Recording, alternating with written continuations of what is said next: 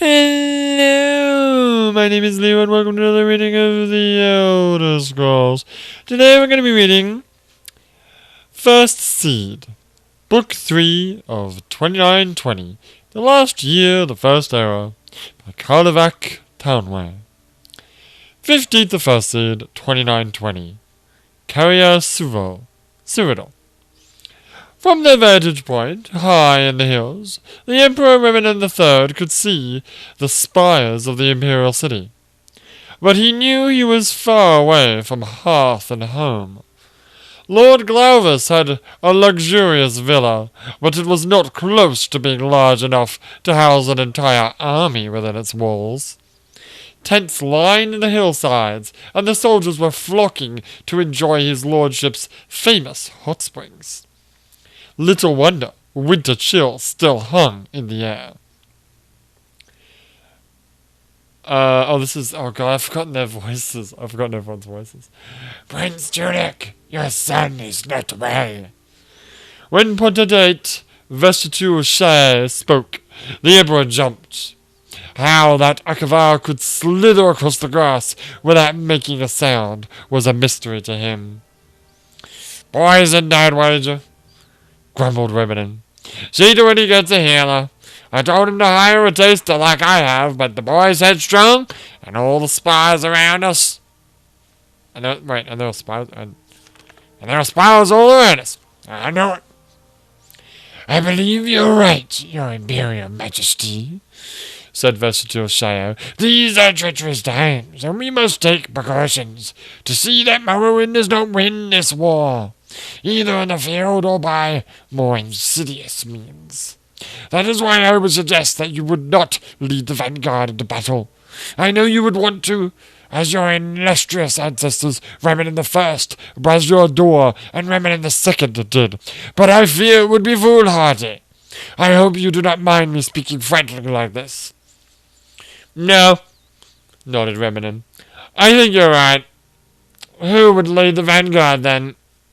I would say Prince Judic, if he were feeling better, replied the Akavar. Failing that, Stroig of Farun, with Queen Nagia of Riverhold at left flank, and War Chief Ugluk of Limoth at right flank.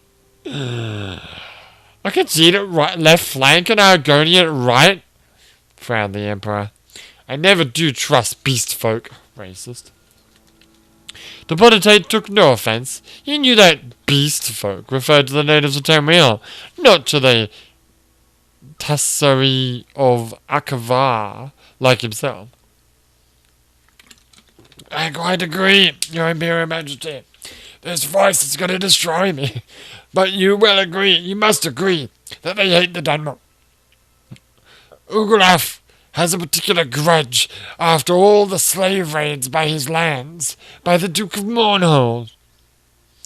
The Emperor conceded it was so, and the Potentate retired. It was surprising, thought Reman. It's actually just Reman. I'm going to call it Reman. Okay, sure. But for the first time, the Potentate seemed trustworthy. He was a good man to have on one's side. Or was he? 18th of First Seed, 2920. Owl Eflund, Morrowind. Oh god, it's Vivek. What's his voice? I have no idea. How far is Imperial City? Asked Vivek. 2 days' march, replied his lieutenant. If we march all night tonight, we can get higher ground at the Pyre tomorrow morning. Our intelligence tells us the Emperor will be commanding the rear. Storgog of Farun has the vanguard. Nagia Riverhand at left flank and Ukluf at right flank. Ugluf! Wait, Ugluf! Whispered Vivek, an idea forming. Is this intelligence reliable? Who brought it to us? A Breton spy in the Imperial Army, said the lieutenant, and gestured towards a young, sandy-haired man who stepped forward and bowed to Vivek. What is your name, and why is a Breton working for us against the Cyrodiils? Asked Vivek, smiling. My name is Cassia Whiteley of Dunan, said the man. And I am working for you because not everyone can say he spied for a god. I understand it would be, well, profitable. Vivek laughed. Oh, it would be, if your information is accurate. 19th of 1st Seed, 2920. Bodrum's Morrowind. The quiet hamlet of Bodrum looked down on the meandering river, the Pyri. It was an idyllic sight, lightly wooded, where the water took the bend around a steep bluff to the east, with a gorgeous wildflower meadow to the west. The strange flora of Morrowind met the strange flora... No, that's right, they're both flora. Of Cyrodiil on the border, and commingled gloriously. Who is talking? There will be a time to sleep when you're finished. The soldiers had been hearing that all morning.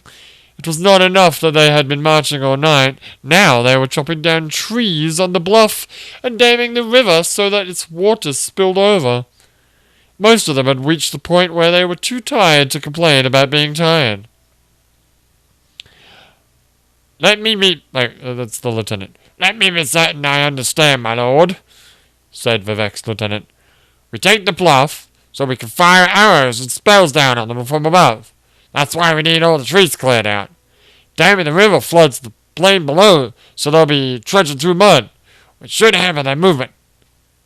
That's exactly half of it. Alright, said Vivek approvingly. He grabbed a nearby soldier who was hauling off the trees. Oh, wait! I need you to break off the straightest, strongest branches of the trees and whittle them into spears. If you recruit 100 or so others, it won't take you more than a few hours to make all we need. The soldier wearily did as he was bade. The men and women got to work, fashioning spears from the trees. If you don't mind me asking, said the lieutenant, the soldiers don't need any more weapons. They're too tired to hold the ones they've got. These spears aren't for holding, said Vivek and whispered. If we tired them out today, they'll get a good night's sleep tonight. Wait, what? If we tired them out today, they'll get a good night's sleep tonight. Well, they're already fucking tired out, no? Before he got to work supervising their work. Yeah. Probably could have... maybe progress before I got to work supervising their progress would have been slightly better, but whatever.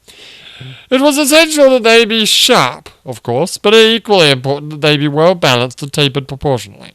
The perfect point for stability was a pyramid, not the conical point of some lances and spears. He had the men hurl the spears they had completed to test their strength, sharpness, and balance, forcing them to begin on a new one if they broke. Gradually, out of sheer exhaustion from them doing it wrong, the men learned how to create the perfect wooden spears. Once they were through, he showed them how they were to be arranged and where. That night, there was no drunken pre-battle carousing, no nervous neophytes stayed up worrying about the battle to come. As soon as the sun sank between the wooded hills, the camp was at rest, but for the centuries. 20th of 1st Seed, 2920, Bodrum, Morrowind. Riamor was exhausted. For the last 6 days he had gambled and whored all night, and then marched all day. He was looking forward to the battle, but even more than that, he was looking forward to some rest afterwards. He was in the Emperor's command at the rear flank, which was good because it seemed unlikely that he would be killed. On the other hand, it meant travelling over the mud and waste the army left in their wake. As they began to trek through the wildflower field, Miramor and all the other soldiers around him sank ankle-deep in cold mud. It was an effort to even keep moving. Far, far up ahead, he could see the vanguard of the army, led by Lord Storig, emerging from the meadow at the base of a bluff. This must be the Cyrodiils. I guess so. That was when it all happened. An army of Dunmer appeared above the bluff, like rising Daedra, pouring fire and floods of arrows down on the vanguard. Simultaneously, a company of men bearing the flag of the Duke of Mournhold galloped around the shore, disappearing along the shallow river's edge, where it dipped into a timbered glen to the east. War Chief nearby on the right flank let out a bellow of revenge at the sight and gave chase. Queen Nag here sent her flank towards the embankment to the west to intercept the army on the bluff. The Emperor could think of nothing to do. His troops were too bogged down to move forward quickly. Yes, to move forward quickly and join the battle. He ordered them to face east towards the timber, in case Mournhold's company was trying to circle around through the woods. They never came out, but many men facing west missed the battle entirely. Miramar kept his eyes on the bluff. A tall Dunmer, he supposed, must have been Vivek. A tall Dunmer, he supposed must have been Vivek, gave a signal. The battle mages cast their spells at something to the west. From what transpired, Miramar deduced it was a dam. A great torrent of water spilled out, washing Nergar's left flank into the remains of the vanguard, and the two together down the river to the east.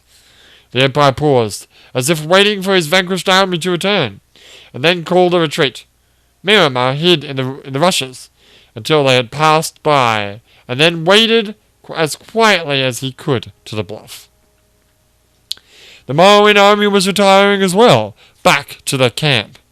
He could hear them celebrating above him as he padded along the shore.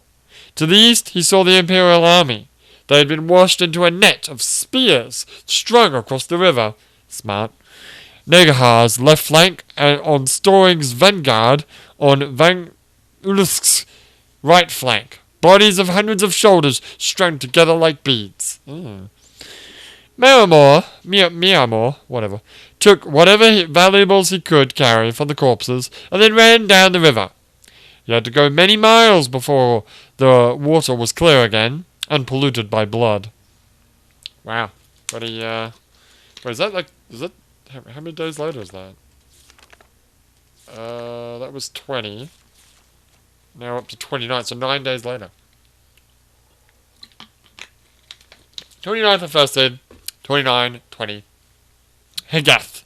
Hammerfell. Oh, okay. You have a letter from the Imperial City, said the chief priestess, handing the parchment to Korda. All the young priestesses smiled and made faces of astonishment, but the truth was that Korda's sister, Raja, wrote very often, at least once a month. Korda took the letter to the garden to read it. Her favourite place. An oasis in the monochromatic, sand-covered world of the conservatorium.